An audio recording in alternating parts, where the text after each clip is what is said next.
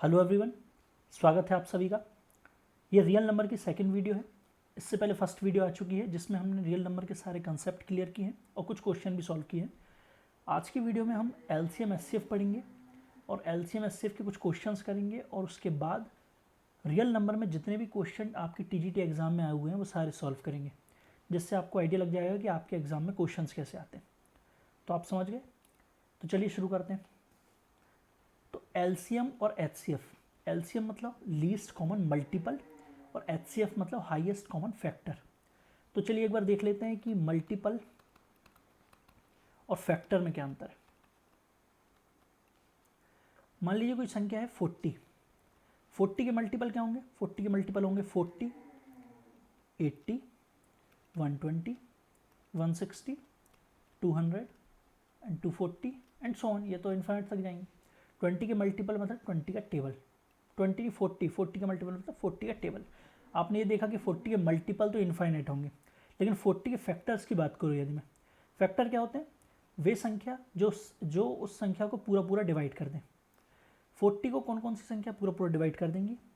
First होगी 1, फिर 2, then 4, फिर 5, 8, 10, 20 एंड 40।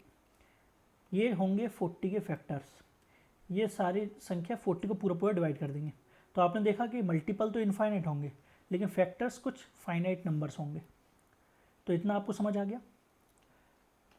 अब देखते हैं कि एलसीएम और एचसीएफ का मतलब क्या होता है। मान लीजिए कोई दो संख्या है 30 एंड 36। एलसीएम में हम मल्टीपल की बात करेंगे, तो मतलब ऐसा मल्टीपल देखेंगे, ऐसे मल्टीपल देखेंगे जो ये दोनों से पूरा पूरा डिवाइड हो जाए। लेकिन ऐसे तो बहुत सी संख्या होंगी जो इन दोनों से पूरा पूरा डिवाइड हो जाएंगी, पर यहाँ पे लिखा हुआ लीस्ट कॉमन मल्टीपल, मतलब हमें लीस्ट संख्या देखना, सबसे छोटी संख्या देखना है जो इन दोनों से पूरा पूरा डिवाइड हो जाए। ठीक है, कैसे निकालेंगे वो हम अभी देखेंगे। अच्छा, एचसीएफ क्या होगा फिर? एचसीएफ मतलब यहाँ फैक्टर्स की बात होगी। तो दोनों के जो फैक्टर होंगे उनमें से जो कॉमन फैक्टर होंगे, कॉमन फैक्टर्स में से जो हाईएस्ट फैक्टर होगा, हाईएस्ट कॉमन फैक्टर है ना, जो हाईएस्ट फैक्टर होगा जो दोनों संख्याओं को पूरा पूरा डिवाइड कर दे, वो होगा एचसीएफ। ठीक है, आपको बात समझ आ गई?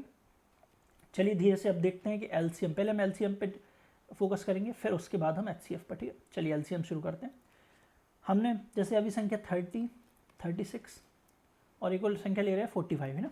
अब दोनों को एलसीएम देखते हैं, एलसीएम कैसे निकालते हैं। तो वैसे तो बहुत सी मेथड है, एक तो वो लॉन्ग मेथड है ऐसे सॉल्व करना, डिवाइड करना, पर बेस्ट होती है मेथड वो होती है प्राइम फैक्टराइजेशन मेथड।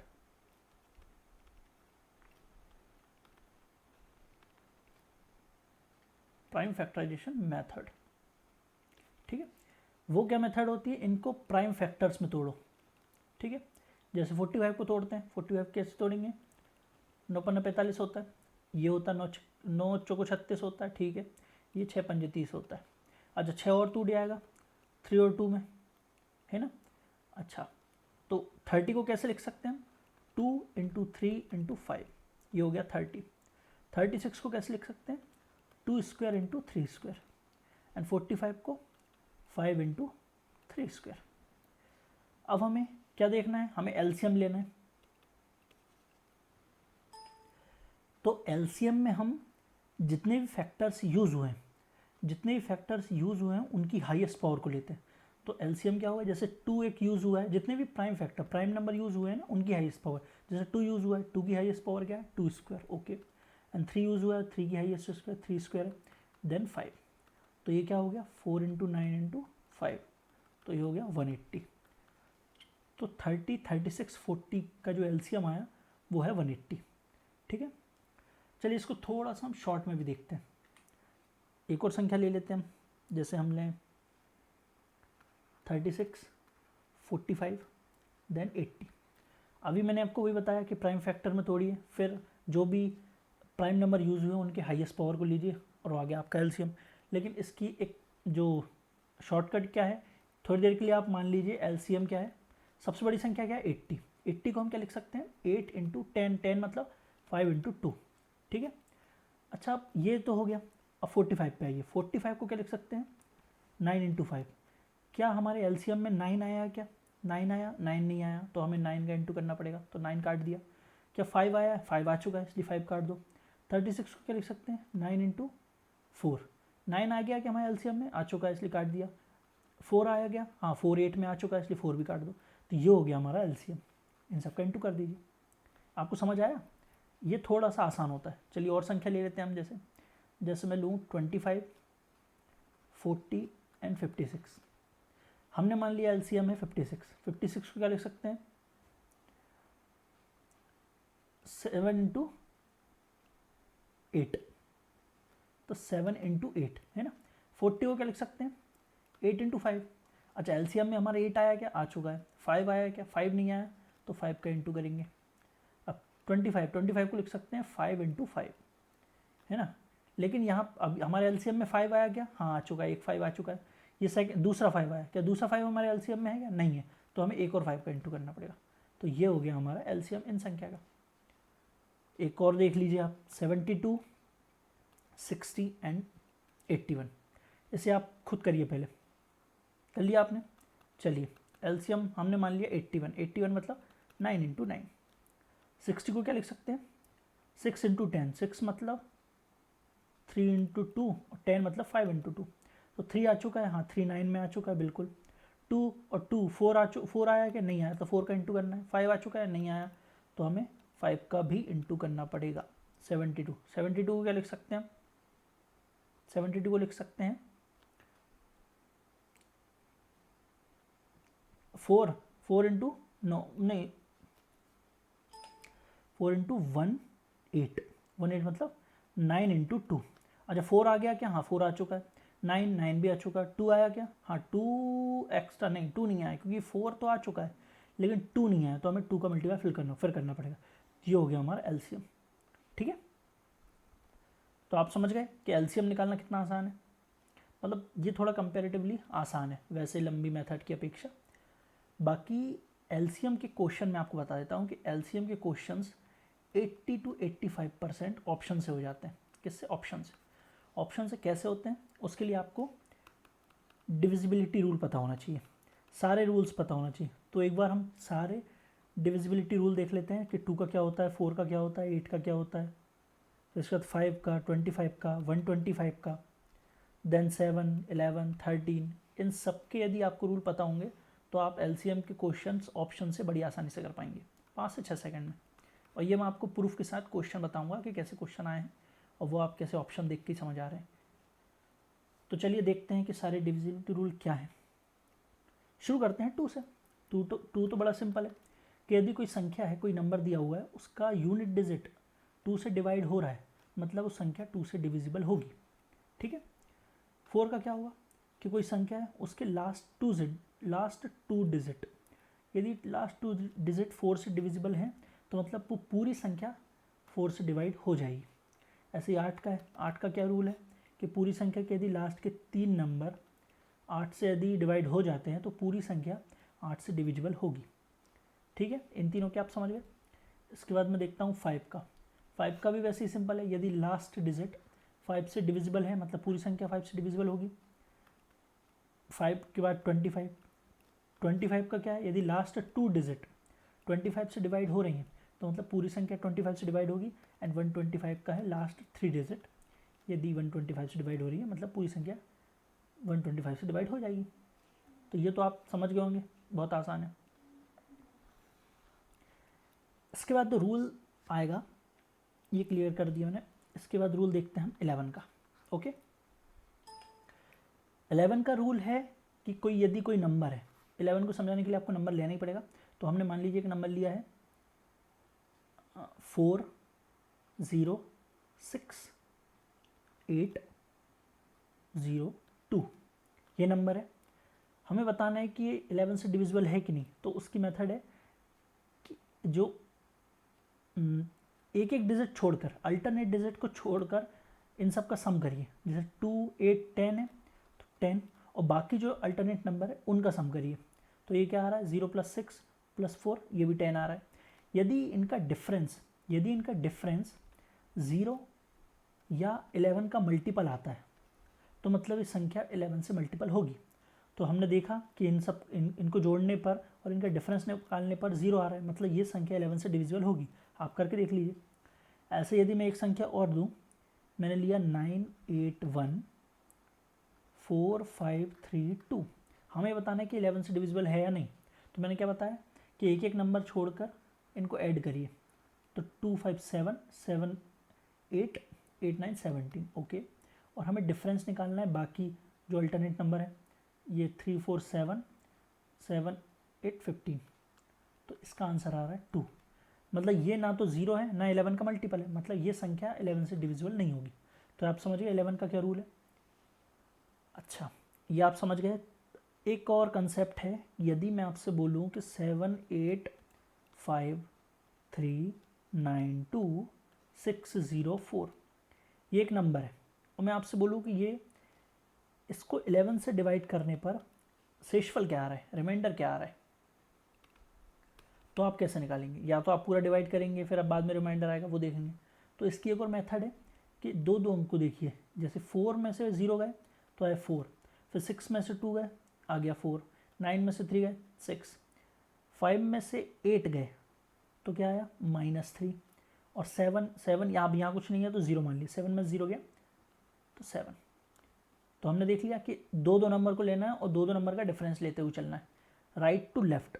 अब इन सबको ऐड कर देना है, इन सबको ऐड करिए, 4 4 8 होगा, 14 14 -3 11 11 प्लस 7 18 18 आया। अब 18 को 11 से डिवाइड करेंगे तो 7 7 आया, मतलब 7 इस नंबर को 7 आएगा रिमाइंडर। जब इस संख्या को हम 11 से डिवाइड करेंगे तो रिमाइंडर आएगा 7। तो एक ये कंसेप्ट भी आपको ध्यान रखना है। ये तो है ही कि 11 से डिविजिबल है या नहीं, ये पता करने के लिए अल्टरनेट नंबर को जोड़ना है और डिफरेंस निकालना है। 0 आया या 11 का मल्टीपल आया तो संख्या 11 से मल्टीपल है, नहीं आया तो नहीं है। और यदि हमें रिमाइंडर निकालना है तो एक ये मेथड है कि दो दो नंबर को करना है, कि उनको डिफरेंस निकालना है, उनको ऐड करना है, ठीक है। ये आपको ध्यान रखना है, लास्ट में ऐड करना है। अच्छा, मैंने क्या किया 4 - 2, उसके बाद 0 - 6 नहीं किया। आप जल्दबाजी में ऐसा नहीं करना कि 4 - 6 कर दिया, तो ये गलती आपको अवॉइड करनी है जल्दबाजी में, क्योंकि गलती हो सकती है। तो 4 - 0 करना है, फिर 6 पर आ जाना है, 6 - 2 9 - 3 5 - 8 7 - 0 ऐसा करना है, ठीक है। चलिए, आपको 11 क्लियर हो गया होगा। अब मैं बताता हूँ आपको 7। चलिए इसी को रेस करते हैं। अब रूल बताएंगे 7 11 और 13 का। क्योंकि हमने 11 का एक देखा हुआ है रूल, वो तो है ही, लेकिन जो एक रूल बता रहा हूँ ये तीनों के लिए एप्लीकेबल होगा, ठीक है। 7 के लिए तो है ही, और 13 के लिए भी है, और 11 के लिए भी है। चलिए, तो वो रूल क्या है। वो रूल है कि हमने एक संख्या ली 4 1 5 2 5 1 2। अब 7 11 3 इसका मल्टीपल है कि नहीं, इसके लिए है कि आप 3 3 का पेयर बनाइए। राइट साइड से बनाना है आपको, 3 3 का पेयर बनाइए। अब यहाँ तो 3 नहीं है तो हमने 2 0 लगा दिया, 3 3 का पेयर बना दिया। अब इनका अल्टरनेट ऐड करिए। यहाँ पे कुछ नहीं है, लेकिन यदि होता है तो इन दोनों को ऐड करते हैं। यहाँ कुछ नहीं है तो सिर्फ यही संख्या रहेगी। अब इन दोनों को ऐड करना है और डिफरेंस निकालना है इनसे, तो इसको ऐड करेंगे तो क्या आएगा 5 1 6। हमें डिफरेंस निकालना है 1 5 2 से, तो क्या आ रहा है 4 देन 6 और 4 - 1 3 364 364 है। अब इसको हम 7 से डिवाइड करेंगे। क्या ये 7 से जा रहा है क्या, हाँ 7 पन्ना 35 7 दूनी 14, हाँ जा रहा है, मतलब ये पूरी संख्या 7 से डिवाइड होगी, 7 से जा रहा है। अब देख लेते हैं 3 6 4 11 से डिविजिबल है क्या, 11 से नहीं, 11 से तो नहीं है, तो मतलब ये संख्या 11 से डिविजिबल नहीं होगी। आप वाले रूल से भी देख सकते हैं, अल्टरनेट जोड़ करते थे ना, आप वाले से भी देख सकते हैं, लेकिन ये भी एक मेथड 11 का डिविजिबिलिटी रूल पता करने का। तो 11 से तो नहीं है। और 13 से देखते हैं 3 6 4 अपॉन 13, 13 से है क्या, तो हाँ 13 से तो है, 13 से है, मतलब 13 भी इस संख्या को पूरा पूरा डिवाइड कर देगा। समझ गए आप, सभी के रूल आप समझ गए होंगे कि किसका क्या रूल है। एक बार आप फिर से पूरी वीडियो देख लीजिए यदि आपको कोई भी किसी रूल में प्रॉब्लम है तो, और आप कोई भी नंबर लीजिए उसे देखिए कि 11 से है क्या, 7 से है क्या, 13 से है क्या, ठीक है। अच्छा, कोई बोले कि 27, यदि कोई संख्या है 27, कोई संख्या देखना है कि 27 से डिविजिबल है या नहीं, तो अब 27 का तो हमने नहीं पढ़ा, लेकिन हमने 9 का पढ़ा और 3 का पढ़ा। अच्छा, 9 और 3 का तो हमने पढ़ा ही नहीं, ओके, अच्छा पता चल गया 9 और 3 का नहीं पढ़ा। तो 9 और 3 का भी देखते हैं। 3 का रूल क्या है? 3 का रूल है कि यदि कोई संख्या है, यदि उसके डिजिट्स का सम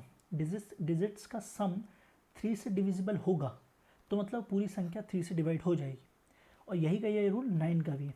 यदि पूरी संख्या के डिजिट्स का सम करने पर यदि वो संख्या 9 से डिविजिबल हो रही है, मतलब पूरी संख्या 9 से डिवाइड हो जाएगी। चलिए मैं एग्जांपल से बता देता हूँ। जैसे मैं लूँ 4 8 7 9 4 4, हमें बताना है कि ये संख्या 3 से डिवाइड है या नहीं। और एक और ले लेता हूँ 7 3 4 6 5 2, ये संख्या 9 से डिविजिबल है नहीं। तो चलिए देखते हैं। तो मैंने क्या बोला है, इन सब डिजिट्स का यदि हम सम करें, सम करने पर यदि वो संख्या 3 से डिविजिबल होगी, मतलब ये पूरी संख्या 3 से डिवाइड हो जाएगी। तो चलिए करते हैं। 8 4 12, 7 19, 19 9 26, 26 30 34, 34 आ रही है। क्या हमने सही जोड़ा है? एक बार फिर से देख लेते हैं। 12 12 7 19, 19 9 28, 19 9 28, 28 4 32, 4 36, ओके 36 है। 36 आ रहा है। 36 क्या 3 से डिवाइड होता है? बिल्कुल होता है, मतलब पूरी संख्या 3 से डिविजिबल होगी। अच्छा, इसी को हम 9 का भी देख सकते हैं। 9 का भी यही रूल है, तो जोड़ने पर 36 आ रहा है और ये 36 भी 9 से पूरा डिवाइड हो जाता है, मतलब ये संख्या 9 से भी डिविजिबल होगी। अब ये संख्या देखते हैं 9 से है क्या, तो इनको ऐड करते हैं। ये 10 और 20 27, हाँ 27 9 से डिविजिबल होता है, मतलब ये संख्या पूरी 9 से डिवाइड हो जाएगी। चलिए बताइए, ये 5 8 0 6 3 5 7, ये 9 से डिविजिबल है या नहीं? तो ऐड करिए। ऐड करने पे क्या आ रहा है, यहाँ से करते हैं। तो ये हो गया 15 15 6 21 21 19 24, 24 तो 9 से डिविजिबल नहीं होता, मतलब ये संख्या 9 से डिवाइड नहीं होगी। अच्छा, क्या हर बार पूरे डिजिट को जोड़ना जरूरी है? हम डिजिट को पूरा जोड़ेंगे तो थोड़ा सा टाइम तो एक्स्ट्रा लग ही रहा है। पर इसकी एक और शॉर्टकट क्या है कि मान लीजिए कोई संख्या दी है 5 4 9 8 1 0 2 4, इस संख्या को देखना है कि 9 से डिविजिबल है नहीं। तो क्या करना है, आपको जितने भी 9 बन रहा है, क्योंकि अल्टीमेट तो हम जोड़ ही रहे हैं, तो जितने 9 बन रहे हैं उनको हटाते जाओ। जैसे एक ये 9 बन रहा है, इसको हटा दिया। अच्छा 5 4 9, ये दोनों 9 बन रहा है, इसको हटा दिया। 4 और 1 9, ये भी हटा दिया। अब ये दोनों है, इन दोनों को जोड़ने पर 6 आ रहा है, तो 6 आ रहा है। 6 तो 9 से डिवाइजिबल नहीं होता, तो मतलब ये 9 से डिवाइड नहीं होगा। लेकिन 6 3 से डिवाइड होता है, तो मतलब ये संख्या 3 से डिविजिबल होगी। ठीक है, चलो आई होप आपको ये समझ आ गया हो। क्वेश्चन करते हैं तो इन पर। चलिए क्वेश्चन ये आया हुआ था आपको बताना था ये संख्या 9 से डिविजिबल है, मतलब ये बताया हुआ है कि 9 से डिविजिबल है, ये संख्या 9 से डिविजिबल है। आपको बताना है कि p की जगह पे क्या आएगा, p की जगह पे क्या आएगा। क्योंकि 9 से डिविजिबल है तो 7 1 2 9 p 4 6 5। तो मैंने क्या कहा कि 9 हटाते जाओ, ये 9, ये 7 2 9 ये आ रहा है ना, और 5 4 9 ये भी आ गया। अच्छा 6 और 1 बचा है, 6 और 1 7। अब p की जगह पे हम क्या रखें कि 9 बन जाए, तो p की जगह हम 2 रखेंगे ना, इसलिए 9 बन जाएगा, तो p की जगह आ गया 2। ठीक है, कितना आसान था। चलिए एक क्वेश्चन ये था कि 11 से मल्टीपल का बताया हुआ है, 11 से मल्टीपल है, हमें बताना है कि स्टार की जगह पे क्या आएगा। संख्या है 6 3 4 7 स्टार 2 5। 11 का क्या बताया मैंने, इसको दो तरीके से सॉल्व कर सकते हैं। मैंने दो मेथड बताए ना। तो देखिए पहला क्या है कि हम अल्टरनेट जोड़ते हैं। पहले अल्टरनेट जोड़ेंगे तो 5 स्टार, लेकिन ये तो 5 और स्टार, अच्छा उसके बाद 4, मतलब 9 9 6 15 प्लस स्टार। ओके, हमें डिफरेंस निकालना है। 2 + 7 9 9 3 12, इसका डिफरेंस आएगा 3 प्लस स्टार। अच्छा 11 से डिविजिबल है, अब इसको 11 बनाने के लिए स्टार की आप क्या रखेंगे 8, तो इसका आंसर आ गया 8।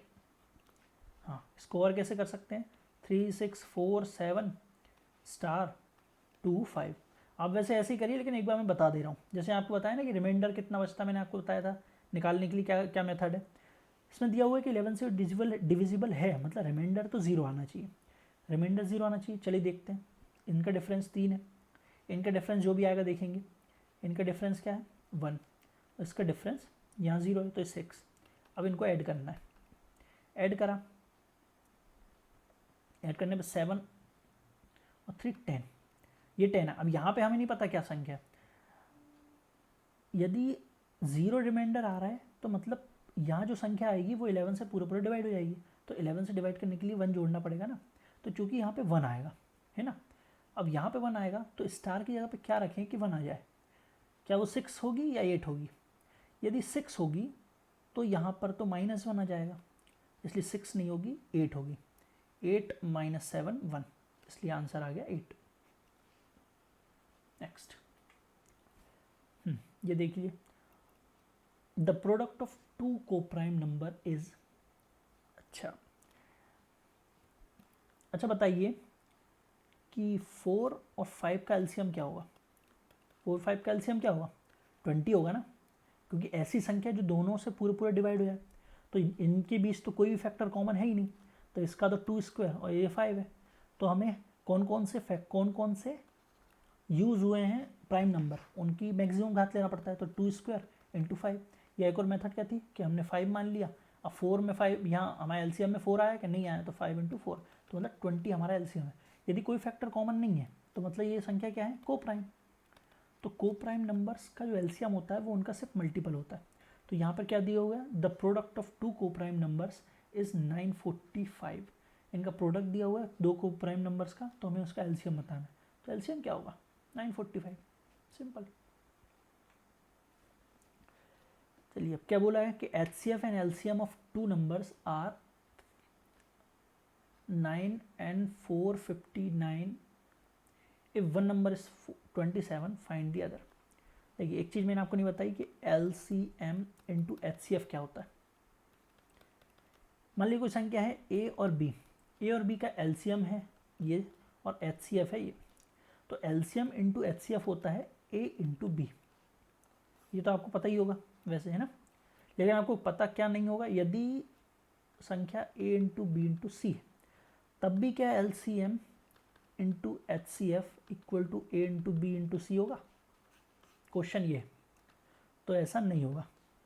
तो यहाँ पर क्या आ जाएगा, यहाँ पर LCM इंटू HCF की पावर आ जाएगी 3 - 1, 3 वेरिएबल है ना, इसलिए 3 - 1 equal to A into B into C। यहाँ पर भी वैसे n - 1 मतलब 2 - 1 करते हैं, लेकिन 2 - 1 1 होता है, इसलिए हम यहाँ पर कुछ नहीं लगते क्योंकि 2 वेरिएबल है। तो आपको ये पता होना चाहिए कि 3 वेरिएबल है, तो ऐसा होगा, ऐसा नहीं कि आपने डायरेक्ट कर दिया n2 तो उससे आंसर गलत आएगा। तो ये क्वेश्चन करते हैं, ये क्वेश्चन LCM HCF दिया हुआ है और एक नंबर दिया हुआ, तो बस 9 × 459 इक्वल टू 27 × x।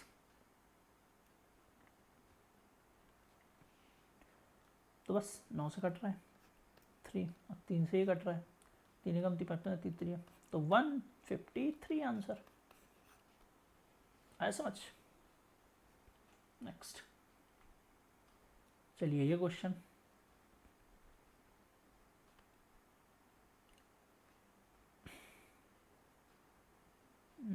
कौन सा पेन, कौन सा, डार्क ग्रीन।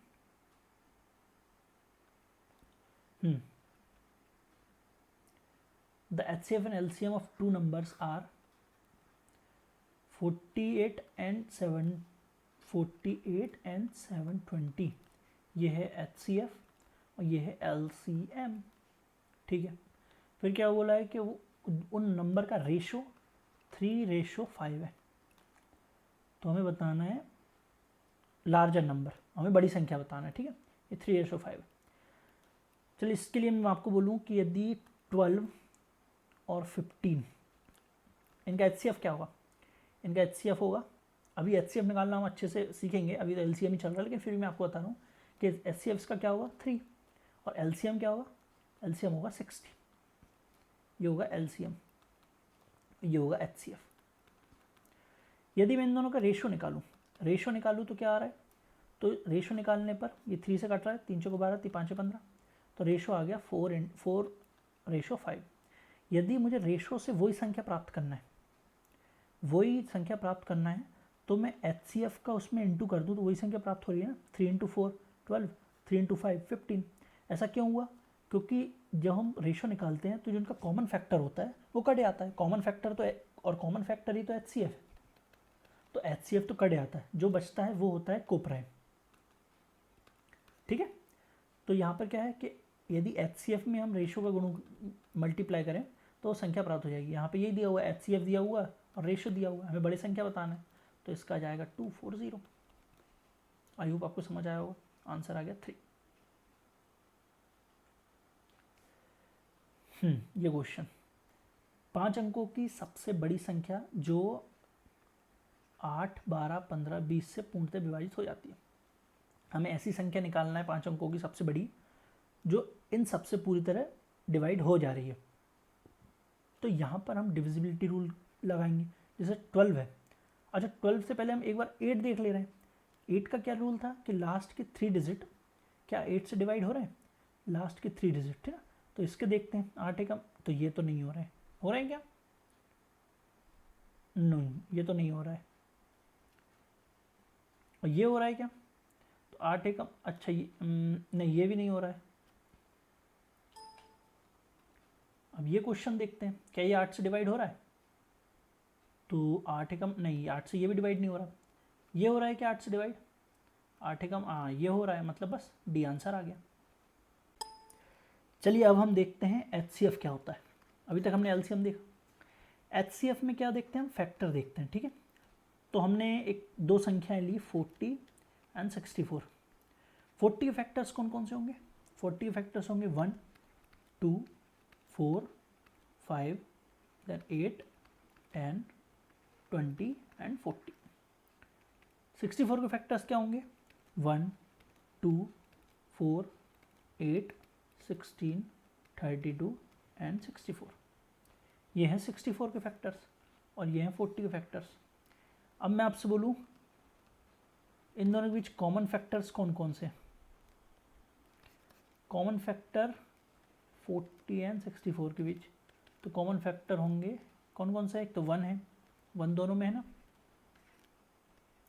इसके बाद 2 है,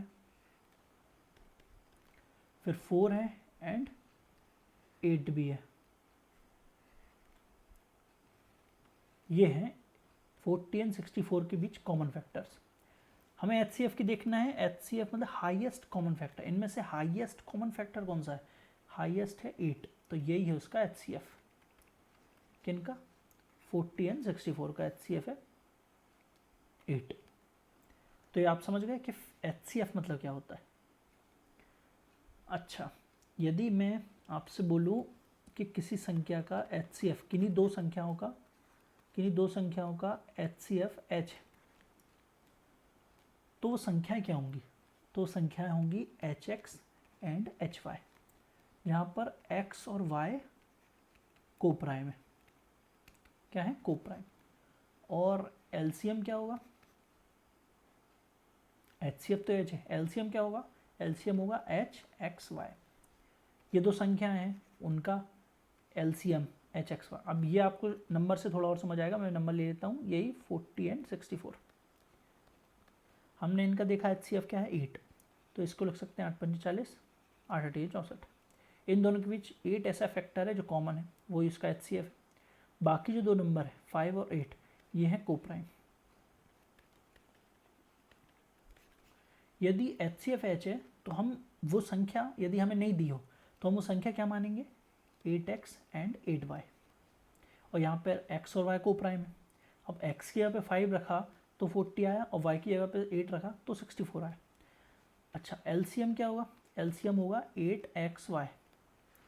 इन दोनों का LCM कैसे निकालेंगे? ये मैंने आपको बताया, मान लीजिए 64 है, हमने मान लिया थोड़ी देर के लिए, मतलब 8 × 8 इनका LCM है। अब 40 का कौन सा पार्ट 8 × 8 में नहीं आया?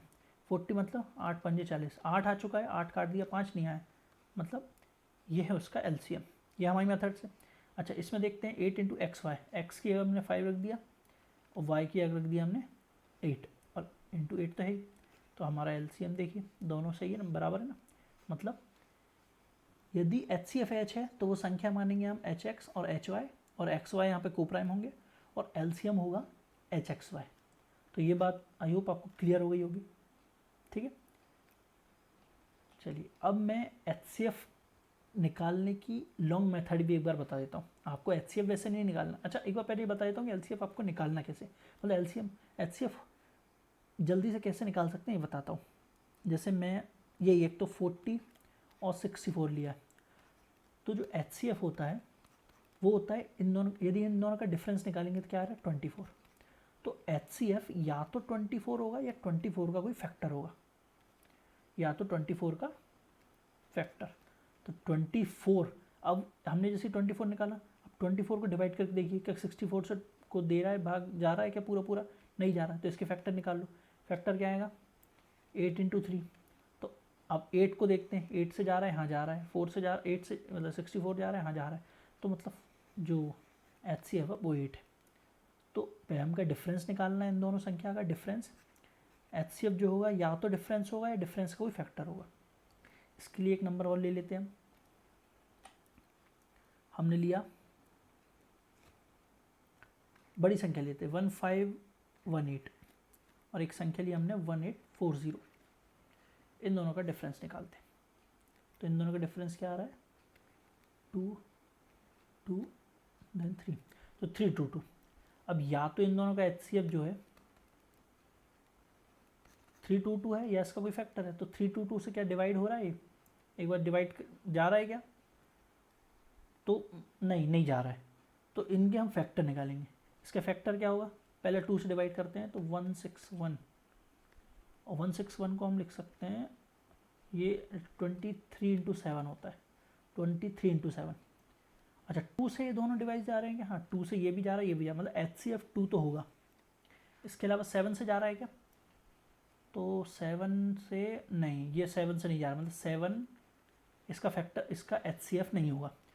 23 से जा रहा है क्या, 23 से ये भी जा रहा है और 23 से ये भी जा रहा है, तो मतलब जो एच सी एफ होगा वो होगा 23 इंटू 2 मतलब 46। अब इसके लिए आपको 23 का टेबल याद होना चाहिए, या आप फिर भी देखेंगे डिवाइड करके जल्दी हो जाएगा। तो इसका एच सी एफ आएगा 46।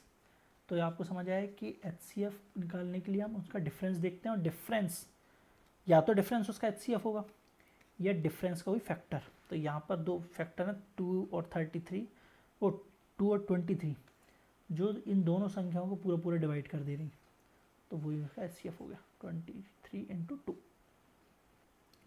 अच्छा एच सी एफ निकालने की लॉन्ग मेथड एक बार देख लेते हैं। लॉन्ग मेथड जैसे मैं कहूँ 168 देन 264 देखते हैं 264। अच्छा दोनों बड़ी संख्या है, बड़ी संख्या से पहले हम छोटी संख्या देख लेते हैं 9 और 5 ना। बड़ी मेथड क्या होगी कि 9 को हम 5 से डिवाइड करेंगे, तो 5 एकम 5, यहाँ बचा 4, कितना 4 को हम अब 4 को डिवाइड करेंगे, 4 से डिवाइड करेंगे 5 को, 5 यहाँ आ जाता है, ठीक है यहाँ, तो 4 एकम 4, तो यहाँ पर 4 और यहाँ पर 1, अब 4 आ जाएगा यहाँ पर, तो 4 1, तो ये आ गया 0।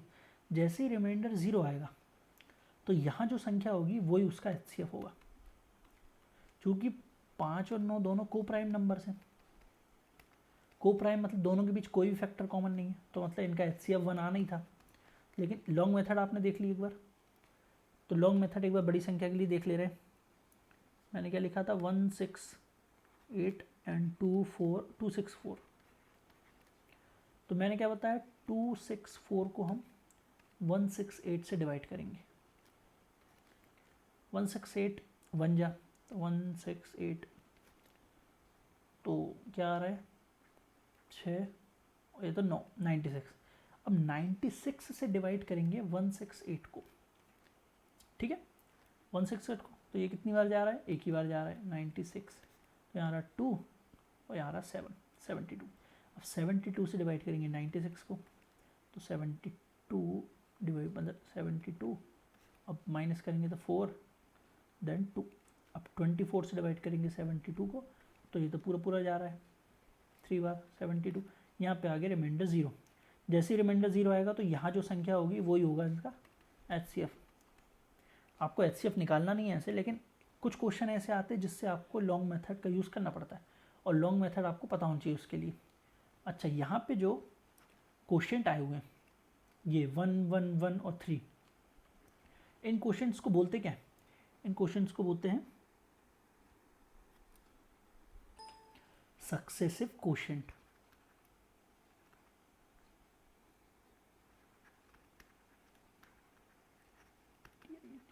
क्या बोलते हैं? Successive quotient. इन सारे क्वेश्चन को बोलते हैं सक्सेसिव क्वोशिएंट। चलिए इस पे क्वेश्चन भी आए हुए हैं, वो भी देखेंगे, ठीक है? तो ये आपको समझ आ गया होगा। चलिए आगे बढ़ते हैं। ये क्वेश्चन क्या है? वह अधिकतम संख्या ज्ञात करें जिसे 540 कलर चेंज पहले तो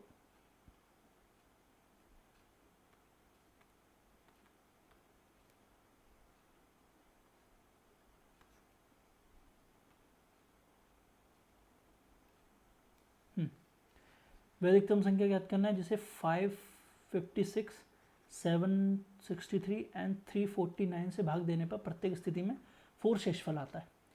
मतलब हमें ऐसी संख्या ज्ञात करना है, इनमें से वो संख्या है जिसे इन सब से डिवाइड करेंगे तो हमेशा 4 शेषफल आएगा।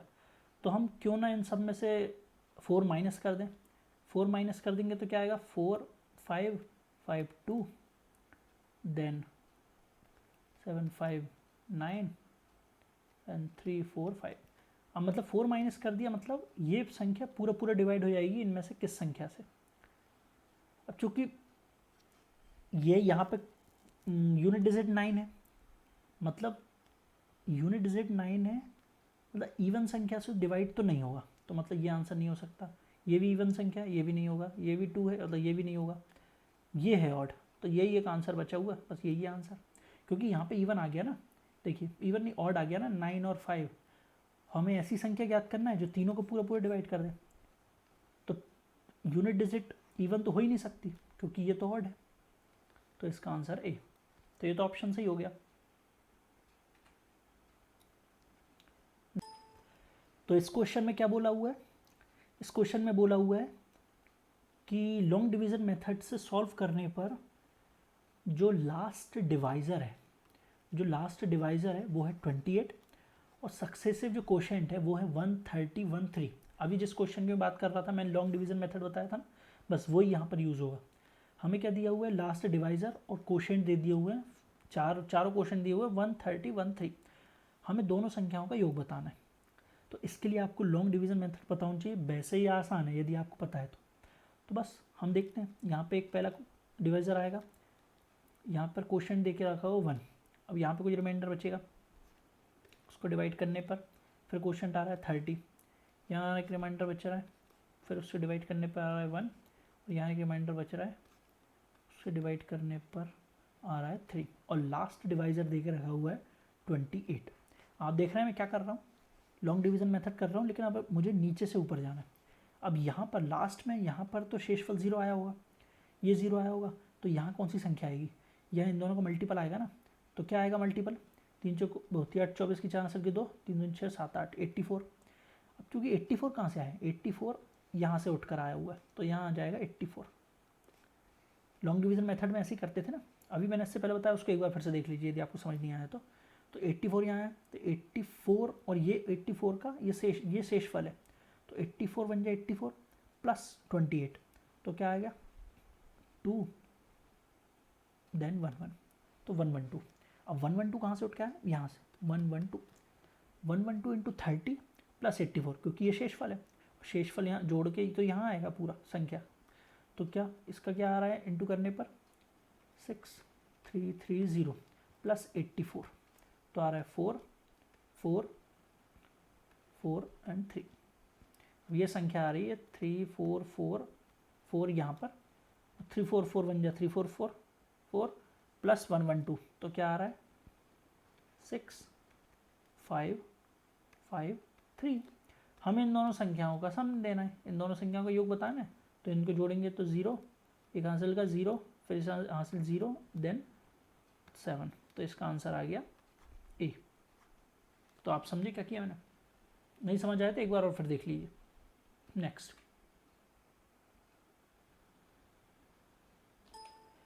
चलिए अब यदि मैं आपसे बोलूं कि यदि कोई संख्या है n, कोई संख्या है n, है ना,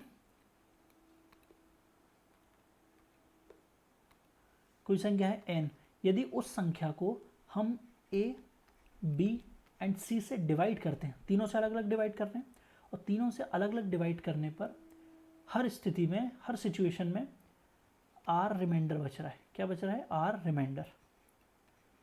तो हमें n की वैल्यू बताना है, n क्या होगा। तो n कैसे निकालेंगे? तो n इक्वल टू होगा LCM of a b c plus r। तो ये होगा n। मतलब हम जो संख्या दे रहे हैं, जो संख्या क्या है, वो तीनों से डिवाइड करने पर r रिमाइंडर दे रही है। तो मतलब इन तीनों के एलसीएम जो होगा वो ऐसी संख्या होगी जो तीनों से डिवाइड हो जाएगी। ये हो गया एलसीएम, एलसीएम हो गया जो इन तीनों से डिवाइड हो रहा है। उसमें यदि हम r जोड़ देंगे, जो रिमाइंडर बचा है, यदि r जोड़ देंगे तो वो ये पूरी संख्या क्या हो जाएगी? n बन जाएगी ना। मतलब a से यदि डिवाइड करेंगे तो हमेशा r रिमाइंडर देगा, b से यदि डिवाइड करेंगे तो r रिमाइंडर देगा, c से डिवाइड करेंगे तो r रिमाइंडर देगा। चलिए इस पर एक क्वेश्चन कर लेते हैं। हमें क्या बताना है? Find the sum of tens and hundreds place digit of smallest number which when divided by 5, 6, 7, 8, 9 leaves remainder 2 in each case। हमें सबसे छोटी संख्या के 10वें और सैकड़े स्थान के अंकों का योग बताना है। तो पहले वो संख्या निकालनी पड़ेगी ना। वो संख्या क्या है? ऐसी है जिसमें 5, 6, 7, 8 से डिवाइड करने पर हर स्थिति में 2 शेषफल बच रहा है। तो मैंने आपको क्या बताया था? ऐसी संख्या निकालने के लिए हमें एलसीएम निकालना पड़ेगा। एलसीएम निकालना पड़ेगा 5, 6, 7, 8 का, 7, 8, 9 का। तो एलसीएम निकालते हैं। हमने मान लीजिए 9 एलसीएम है। अच्छा 9 चलो हट गया। 8 का कौन सा हिस्सा है जो 9 में नहीं आया? तो 8 का 8 पूरा नहीं आया। 7 बिल्कुल 7 भी नहीं आया, तो 7 का इंटू कर दिया। 6 को लिख सकते हैं 3 इंटू 2, तो 3 9 में आ चुका है, 2 8 में आ चुका है। 5 आया क्या? नहीं आया, तो 5 का इंटू कर दिया। तो क्या हो गया? 9 7 63 इंटू 40, 4 3 1, 4 3 24, 25, 2520। ये आ गया इनका एलसीएम 2520। अब ये ऐसी संख्या है जो 5, 6, 7, 8, 9 से पूरी डिवाइड हो जा रही है, लेकिन हर स्थिति में हमें 2 शेषफल चाहिए। तो इसमें 2 जोड़ देते हैं, तो क्या आ रहा है? 2 5 2 2। हमें वो संख्या नहीं बताना है, हम दोनों संख्या का टेंस और हंड्रेड्स प्लेस का सम निकालना है। तो यूनिट 10 100, इकाई दहाई सैकड़ा, तो दहाई और सैकड़ा अंक का योग निकालना है, वो है 7। तो अंक बी आंसर। चलिए अब क्वेश्चन मेरे शुरू हो चुके हैं जो सारे मिक्स्ड हैं, जो रियल नंबर के एग्जाम में, रियल नंबर के जितने भी क्वेश्चन आपके टीजीटी एग्जाम में आए हुए हैं ना, वो सारे क्वेश्चन आना शुरू हो गए। तो डायरेक्ट मैंने पेपर से उठाए, तो आपको थोड़ा सीरियस देखना है, ठीक है। एक अच्छा सा कलर चेंज कर लेता हूँ। हाँ ये ठीक है। हमें बताना है largest number which divides 70 and 125 leaves remainder 5 and 8 respectively. अच्छा हमें एक ऐसी संख्या निकालना है जैसे 70 को डिवाइड करते हैं तो 5 रिमाइंडर बचता है, और 125 को डिवाइड करते हैं तो 8 रिमाइंडर बचता है। तो ये तो ऑप्शन से भी कर सकते हैं। 13 देखते हैं, 13 पंजे 65, 5 रिमाइंडर बच रहा है, बिल्कुल बच रहा है। चलो 70 तो सेटिस्फाई हो गया। 13 ओके, 13 नमाकी 117 होता है। ओके ये भी मतलब 8 रिमाइंडर बच रहा है, मतलब आंसर आ गया ए। ये तो बहुत ईजी था। Decimal expansion of the rational number will terminate after, मतलब कितने अंक के बाद टर्मिनेट हो जाएगा। तो ये क्वेश्चन तो हमने बहुत अच्छे से देखा था, हमारी फर्स्ट वीडियो में देखा है। यदि आप डायरेक्ट इस वीडियो पर आए तो आप पहले फर्स्ट वीडियो देखिए। चलिए इसको हम तोड़ते हैं। तो किससे डिवाइड हो रहा है? पहले हम 5 से करते हैं। चलिए 5 इंटू क्या हो गए? 5 5 7 35 55 25 0। इसको लिख सकते हैं 25 सत्ते इंटू 5 इंटू 2। तो 5 की पावर कितनी आ रही 1 और यहाँ पे 2 है, तो 5 की पावर 4 इंटू 2 इंटू 7। तो ये पूछा है कि कितने नंबर, अच्छा 7 एक्स्ट्रा आ रहा है, ये टर्मिनेट होने के लिए 5 और 2 के फॉर्म में ही होना चाहिए, 7 एक्स्ट्रा आ रहा है। तो 7 ऊपर कट रहा होगा पक्का, तो 7 से यदि ऊपर वाले को काटें तो क्या आ रहा है 7 21, 7 पर 35, 7 एकम 7, बिल्कुल 7 कट गया। अब आ गया 5 की पावर 4 इंटू 2। तो मैंने क्या बताया था, जिसकी पावर ज़्यादा होती है बस उतनी प्लेस के बाद टर्मिनेट हो जाता है। इसका आंसर गया 3। इसका लॉजिक भी मैंने दिया था फर्स्ट वीडियो में। ये वाला देखते हैं।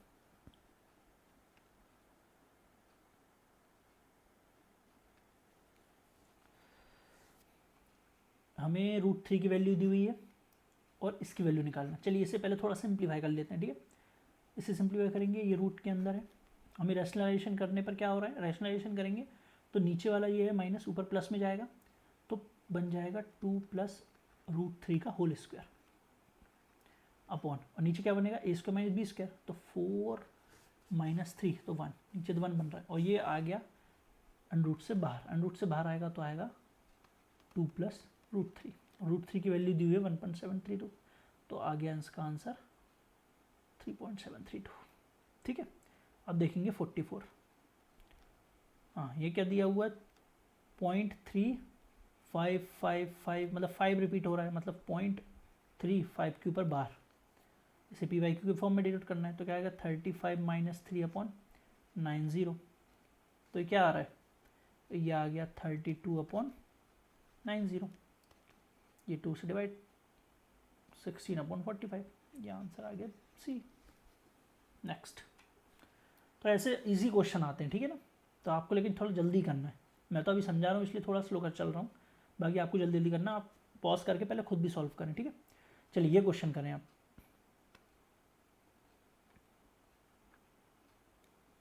ये क्वेश्चन क्या बोल रहा है कि ये जो संख्या है ये डिविजिबल बाय है 10।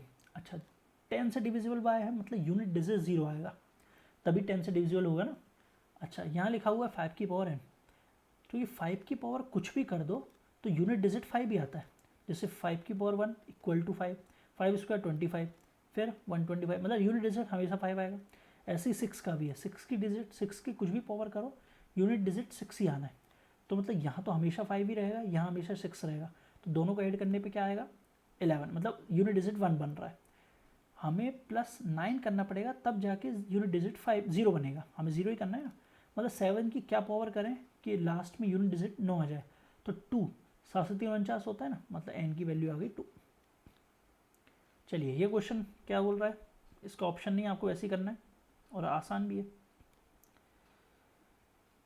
फॉरवर्ड वैल्यू k ये डिविजिबल बाय 9 है, तो 3 5 7 2 k 4, मैंने क्या बताया 9 हटाते जाओ, 4 2 9 हट गया।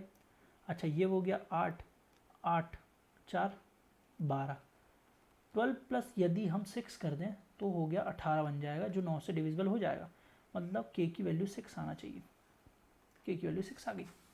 मैंने सही किया क्या, थोड़ी जल्दी किया, आप एक फिर भी देख लीजिए कि मैं सही कर रहा हूँ, नहीं बस ऐसे सही कर रहा हूँ, लेकिन कई बार जल्दबाजी में कुछ गड़बड़ हो जाती है, तो आप थोड़ा देखते रहें। मैंने यहाँ 9 हटा दिया, या 8 हो जाए, 8 4 12, 12 में यदि 6 जोड़ेंगे तो 18 होगा, तो इसलिए सही है। नेक्स्ट,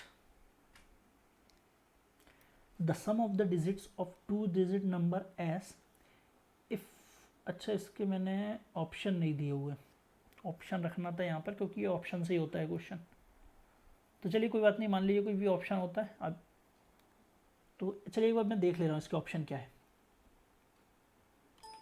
चलिए इस क्वेश्चन के ऑप्शन ये है, तो क्या है, the sum of digits of 2 digit number is s if the digit are reverse the number is decreased by 54, मतलब कोई संख्या है जिसके डिजिट्स का सम, ये एस नहीं 8 है यहाँ पे, ठीक है, तो डिजिट्स का सम 8 है, तो इसका सम भी 8 आ रहा है, ये भी 8 आ रहा है, ये भी 8 है, ये भी 8, ठीक है। यदि हम उस संख्या को रिवर्स कर दें तो वो संख्या 54 कम हो जाती है, तो इसका रिवर्स करेंगे तो 35 हो गया, तो क्या इनका डिफरेंस वो 54 आ रहा है? नहीं, इसको रिवर्स करेंगे तो 17, और इसको हम यदि माइनस करेंगे तो क्या आ रहा है? 4 और 5, बिल्कुल, मतलब 71 इसका आंसर है। तो ये हो गया इसका answer. Next, fundamental theorem of arithmetic state that. क्या है फंडामेंटल थ्योरम ऑफ अर्थमेटिक?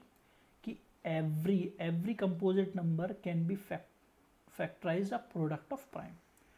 तो देखिए डायरेक्ट डेफिनेशन से क्वेश्चन आ गया। तो ये तो आपके क्वेश्चन, ये डायरेक्ट मैंने एग्जाम के क्वेश्चन से निकाला, इसलिए ये इसे हटाया नहीं मैंने, पर इसे आपको इग्नोर करना है कि कौन सा सही कौन सा गलत। आपको सिर्फ देखना है कि कैसे क्वेश्चन आए हुए हैं और उसको थोड़ा सॉल्व करना है, ठीक है। ये सीधी सीधी स्टेटमेंट आ गया यूक्लिड डिवीजन लेमा का, ये भी हमने देखा हुआ है। चलिए, ये क्या बोल रहा है?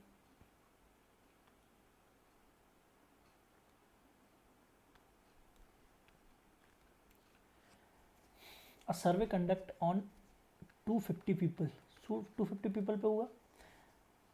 It found that 180 drinks tea, 70 drinks coffee and 50 take both tea and coffee. तो मैं बताना है हाउ मैनी ड्रिंक्स नाइदर। तो ये वाले क्वेश्चन को वैसे 2-3 तरीके से सॉल्व कर सकते हैं, पर फिर भी सबसे अच्छा तरीका है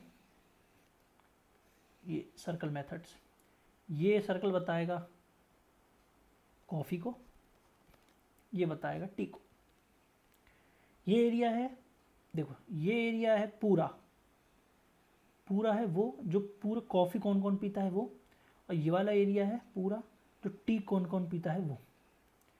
ये वाला एरिया है वो जो दोनों पीते हैं। अच्छा ठीक है, इतना आपको समझ आ गया। पर ये कौन सा एरिया है? सिर्फ इतना एरिया वो है जो सिर्फ कॉफ़ी पीते हैं, वो सिर्फ टी पीते हैं, ठीक है, ओनली टी। और ये वाला कौन सा एरिया है? ये है ओनली कॉफ़ी, ठीक है, ओनली कॉफ़ी ओनली टी, ये है बोथ। तो चलिए सर्कल से बताते हैं, फिर से सर्कल बना दे रहा हूँ। हाँ, तो क्या बताया हुआ है कि 180 ड्रिंक्स टी, हमने ये टी का माना था, तो ये हो गया 180। ये पूरा सर्कल बता रहा है 180 का, और ये पूरा सर्कल बता रहा है 70 का। और बोला है कि टी और कॉफ़ी दोनों पीने वाले 50 हैं। ये है जो दोनों चीज़ पीते हैं, बोथ। अच्छा, ये बोथ का है, ये पूरा 180 है, तो इतना कितना, इतना ये एरिया में जो बता रहा हूँ, ये कितना बचा? ये बचा 130। और ये पूरा एरिया 70 है, तो इतना कितना, ये जो एरिया पे मैं शो बता रहा हूँ, तो ये है 20। तो ये हो गया पूरा ग्राफ। इन तीनों को ऐड कर दो, इन तीनों को ऐड करने पे क्या आ रहा है?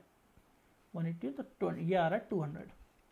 लेकिन टोटल पीपल तो 125 है, 150 250 है, सॉरी 250 है। तो ऐसे 50 पीपल ऐसे हैं जो ना तो कॉफ़ी पी रहे हैं ना चाय पी रहे हैं, तो वही हमें बताना था, हाउ मेनी ड्रिंक्स नाइदर। चलिए ये वाला क्वेश्चन देखिए।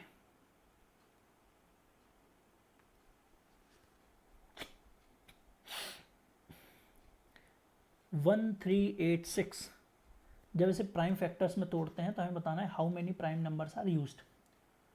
तो 1386, इसको जब तोड़ेंगे तो ये 9 से डिवाइड हो रहा है, तो 9 इंटू क्या बच रहा है फिर? 9 एकम 9, 4, 9 पंजे 45, 9 चौको 36। ओके, ये हो रहा है 7 से डिवाइड, 7 दूनी 14, 7 दूनी 14, और ये हो रहा है 11 इंटू 2। तो कौन कौन से प्राइम नंबर्स यूज़ हुए हैं? एक तो हो रहा है 2, फिर हो रहा है 3 स्क्वायर आया है, ओके, देन 7, देन 11, है ना। ये मतलब इसी को तोड़ कर दिए 2 लिखा है और एक 7, तो 4 प्राइम नंबर यूज हुए, तो आंसर आया 4। तो देखा आपने कितने इजी क्वेश्चन आ रहे हैं। नेक्स्ट देखते हैं, the sum of digits of 2 digit number is 9 if 27 is added to it, the digit of number are reversed. चलिए ये क्वेश्चन आप अपने आप करिए, आंसर नहीं दे, वैसे आंसर लिखा हुआ है, लेकिन आपको एक ऑप्शन से हो जाएगा ये वाला क्वेश्चन, ऑप्शन से हो जाएगा, तो आपको एक बार खुद करना है कि कैसे हुआ है क्वेश्चन। चलिए ये वाला करते हैं। ये दिया हुआ है, हम ए बी की वैल्यू बताना है, तो इसको कैसे किया हमने, इसे थोड़ा सा सिंप्लीफाई किया, सिंप्लीफाई करने के लिए हमने रैशनलाइजेशन किया। तो ऊपर क्या हो गया, √2 प्लस √3 इंटू 3√2 प्लस 2√3, और नीचे आया ए स्क्वायर माइनस बी स्क्वायर, ए स्क्वायर माइनस बी स्क्वायर। तो यहाँ क्या आया, 9 दूनी 18 माइनस 4 तिया 12। चलिए नीचे इंटू कर, ऊपर इंटू करते हैं, तो क्या आ रहा है 6 प्लस 2√6 प्लस 3√6 प्लस 6 अपॉन 6। तो आ रहा है 12 प्लस 5√6 अपॉन 6।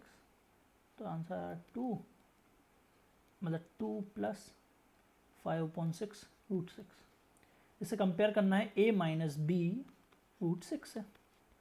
तो माइनस बी की वैल्यू है +5/6, तो b की वैल्यू आएगी -5/6, तो आ गया ए आंसर। ये क्वेश्चन भी आप वैसे ऑप्शन रख के ही करेंगे, बहुत से क्वेश्चन तो ऐसे ही आते हैं, सिर्फ ऑप्शन रखना है आपको, बस थोड़ा जल्दी जल्दी चलना है। ये वाला क्वेश्चन बस थोड़ा अपन अब जल्दी जल्दी चलेंगे, ठीक है। ये सब रैशनलाइजेशन होगा, तो ऊपर क्या क्या आएगा 3 प्लस √8, अब नीचे तो इसका माइनस बी स्क्वायर आएगा, तो 9 - 8 1 हो रहा है ना, तो इस नीचे लिखने का कोई मतलब नहीं है, माइनस यहाँ पर क्या है √8 प्लस √7, ठीक है, और नीचे 8 - 7 1 हो रहा है, प्लस ऊपर आ रहा है √7 प्लस √6 माइनस √6 प्लस √5, यहाँ कोष्टक लगाना ना भूलें क्योंकि यहाँ बाहर माइनस है, देन प्लस √5 प्लस 2, यहाँ भी नीचे 1 आ रहा है। अब इसे और सॉल्व करते जाइए, अब यहाँ तो कट ही रहा है वैसे, √8 से माइनस √8, और ये माइनस, ये भी माइनस हो जाएगा, तो माइनस √7 प्लस √7, ये √6 कट गया, ऐसे ही 5 ये कट गया, यहाँ पे क्या बचा 5। ये और आसान 0.9 बार, इसे PYQ के फॉर्म में डिनोट करना है, तो 9/9 इक्वल टू 1, आंसर 3।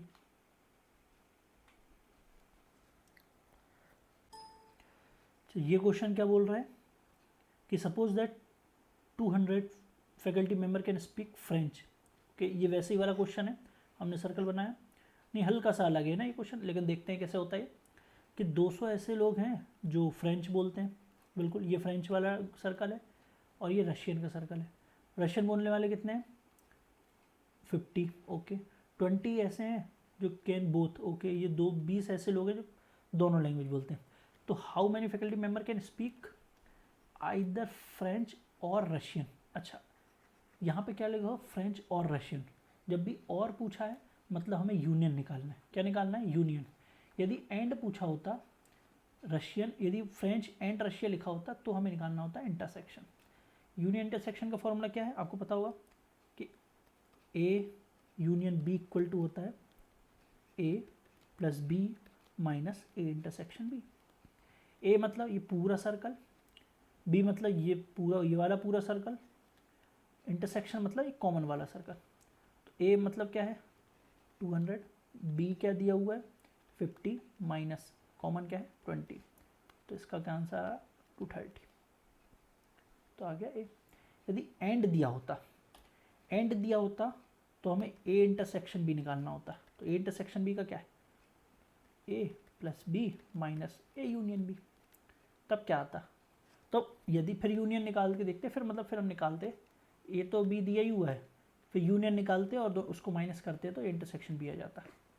चलिए next, the number of odd number between 1 and 100 that are divisible by 5। तो 100 तक ऐसे नंबर जो 5 से डिविजिबल है वो है 20 में से 10 ऐसे हैं ऑड और 10 है इवन, तो हमें ऑड पूछा है, बस 10 answer. How many 2-digit number are divisible by 6? How many 2-digit number, 2-digit number कहाँ से, 10 से लेकर 99 तक, 99 तक कितने नंबर 6 से डिविजिबल है? 16×96 होता है, मतलब 16 99 तक है। लेकिन 1 से 10 तक, 1 से 9 तक 6 ऐसी संख्या है 6 से डिविजिबल है, मतलब यहाँ पे हमें एक माइनस करना पड़ेगा, तो आंसर आएगा 15। ठीक है। ये क्या बोल रहा है, यदि a not equal to 0, b not equal to 0, GCD, GCD मतलब HCF, HCF को GCD भी कहते हैं, greatest common divisor. GCD of A B exist that satisfying from the following condition. Okay, कि 0 greater than GCD A B, less than minimum A और B. अच्छा, हम ये काम करते हैं, वेरिएबल मान लेते हैं, हमने लिया 4 and 6, इनका GCD मतलब HCF आ रहा है 2। चलिए वैल्यू रखते जाते हैं, फर्स्ट में रखा जैसे हमने, तो 0 ग्रेटर देन GCD क्या आ रहा है 2। अच्छा, ये तो यहीं गलत हो गया, मतलब फर्स्ट तो गलत हो गया। Second GCD of A b मतलब 2 लेस देन 0, ये भी यहाँ तो यही गलत हो गया। सी क्या है, 0 ग्रेटर देन GC, ये यहाँ भी ये भी गलत हो गया, तो बचा 4 एक बार फिर भी रख देते हैं। 0 less than GCD of A b मतलब 2 less than minimum for a b, minimum इनमें से 4 और 6 में से मिनिमम क्या है 4, तो ये तो सेटिस्फाई कर रहा है, आंसर आ गया 4। तो यहाँ पर सारी स्लाइड खत्म हो गई है। मैंने सारे क्वेश्चन वैसे लगा इस स्लाइड में लगा दिए थे, जितने भी रियल नंबर्स के क्वेश्चन आपके एग्जाम में आए हुए हैं रियल नंबर के। लेकिन हाँ, कुछ क्वेश्चन और बचे हुए हैं, तो मैंने अभी नहीं, लेकिन जैसे ही मैं अगले टॉपिक शुरू करूँगा तो वहाँ पर उसके क्वेश्चन लगाऊंगा ना, जब मैं नेक्स्ट टॉपिक के, तो वहाँ पर कुछ क्वेश्चन रियल नंबर के भी ऐड कर दूंगा। तो रियल नंबर आगे और आपको पढ़ना ही है अभी, तो क्वेश्चन जितने क्वेश्चन लगाएंगे रियल नंबर में तो उतना कम है, क्योंकि रियल नंबर में थोड़ी सी स्पीड आपकी तेज़ होना। आपको टेबल कहाँ तक याद है, या स्क्वायर किसी का याद है कि नहीं, मतलब ये सब रियल नंबर में बहुत यूज़ होता है।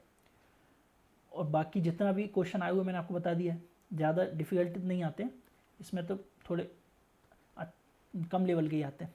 ठीक है, तो यहाँ पर रियल नंबर मेरा समाप्त किया होता है मेरी तरफ से। अब नेक्स्ट टॉपिक होगा एलिमेंट्री नंबर थ्योरी, यही आपका सिलेबस का सेकंड टॉपिक है। तो नेक्स्ट वीडियो आएगी एलिमेंट्री नंबर थ्योरी की।